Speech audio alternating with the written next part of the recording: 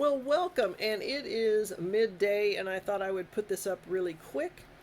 It's going to be a short video on something that's very important to all of us, and that's water. Now, I have my reusable water bottle, and I've talked about this before, and I've talked about the importance of having water on hand, whether it's 5-gallon jugs, individual bottles of water, 50-gallon water catchment system or larger, a pond, a pool, whatever you have and whatever you would like to store. But today it's a little bit different, and I'm going to be talking about living with less water. Now, everyone knows that in the United States, a lot of it is in a drought. So those people need to live with less water. They need to conserve. They need to think, okay, our lakes don't have enough water for the next 60 days. I'm not going to water my lawn, or I'm not going to water this tree, or whatever it is, or I'm not going to wash my car. So those are the challenges that a lot of people are facing right now, and it is scary because there down south there was a city that ran out of water. A water main broke in many places in the city.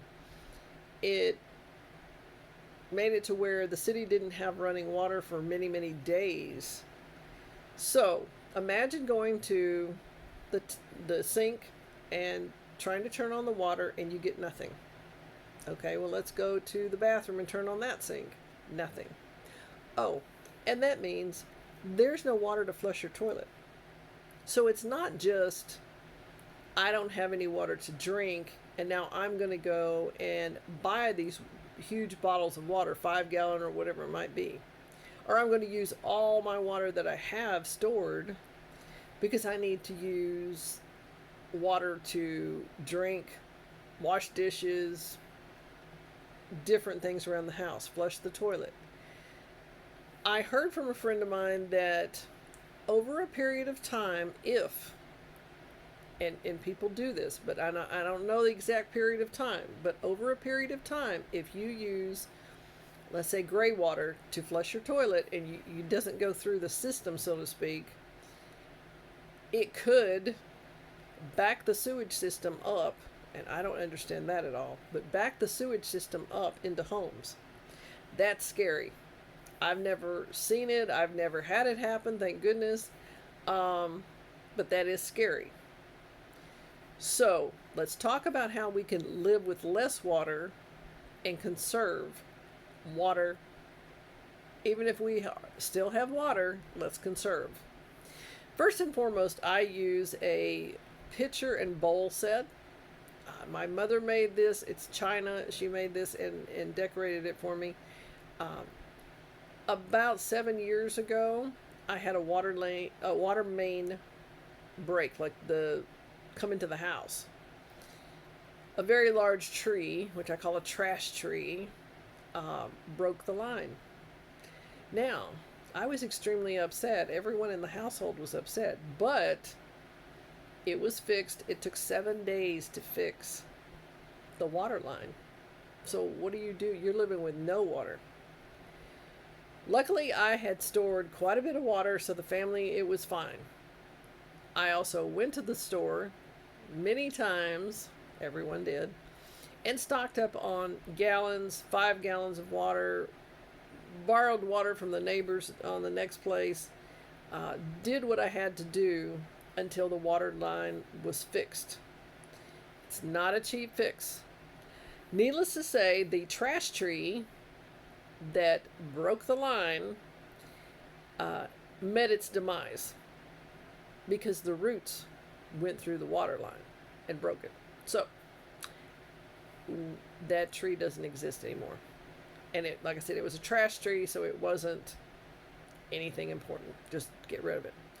I started watching around the different water lines and sewer lines and things like that, what was coming into the house, the different trees. Started getting rid of trees. Some trees have a taproot and you don't have to worry about it. We've been here for 30 plus years, so these trees are huge. The important trees are on my west side, and they're 145-year-old oak trees, and they are fine. No problems. They're nowhere near any kind of water line, sewer line, or anything, or foundation. And they have tap roots, so they're good. Now, let's get back to living with less water. Another way that we can live with less water is in your garden. Make sure in mulch, put compost, mulch, compost, whatever you need to conserve water and keep the moisture in the soil for your plants. I remember last season, at the height of the season, my pepper plants were 6 feet tall. They looked like trees, and they produced like crazy. Were they in sun most of the time? No, they had a little shade, but not much. And where I live, it was extremely hot. So what I do is, at first when I'm planting my peppers or whatever it might be, I train them. Yes, you're going to get water. Don't worry. I'm not going to leave you without water. But I train them to go find water. So over the time, at full peak season, when these things were 6 feet tall and producing like crazy, yes. Anyway, I watered them once a week. I watered deep, but I watered them once a week. I had shredded leaves around them. I had everything I could figure out, compost, and especially shredded leaves around them. Now, at the end of the season, and they produced like crazy. There were 5-gallon buckets everywhere full of peppers and every kind of pepper you can imagine. And this was every day. So that was a full-time job on its own. But I trained these plants. Yes, you will get watered, not 3 times a day and not every 3rd day. You're going to get watered once a week. Will it be deep watering? Of course. It will be deep watering, and the rest of the time they go look for their water.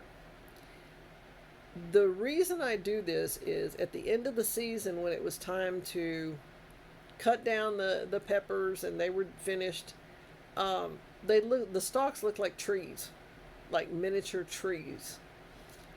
I had to get loppers. Everybody had to get loppers and things of that nature. I wanted to just pull up the plant. No. I remember one of my family members actually did pull part of the plant up. The roots were about 18 inches long, and they looked like trees. And they said, "What the heck?" And I said, "Well, it was looking for water, and that's the way I trained it." Unfortunately, they don't live to the next year. That would have been great, because I would have had pepper trees, and they were producers. So that's one thing that I do in my garden is, over time, I train my plants to look for water. Oh, and I want to mention, these are not raised beds. They're in the ground. Do I have raised beds? Yes. I prefer planting in the ground, and then that way they can go as far as they want to search for water uninhibited. That's my personal preference, and that's the way I like to plant, and it's paid off for 30 plus years.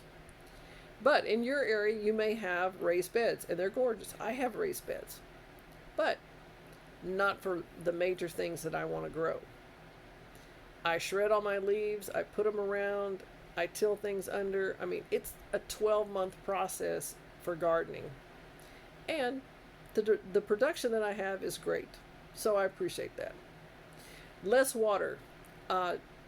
Maybe cut back and don't water your lawn as much. I don't have a lawn, so I don't have to worry about it.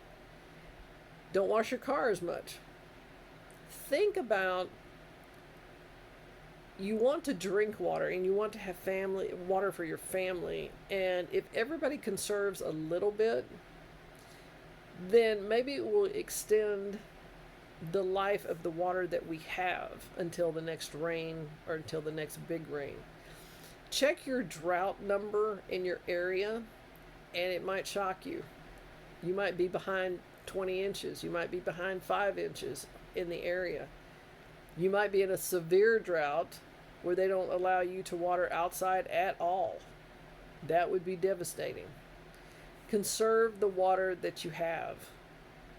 Make sure you have water on hand. Don't wait until something happens in your city, your town, your water line to have water in your house for an emergency.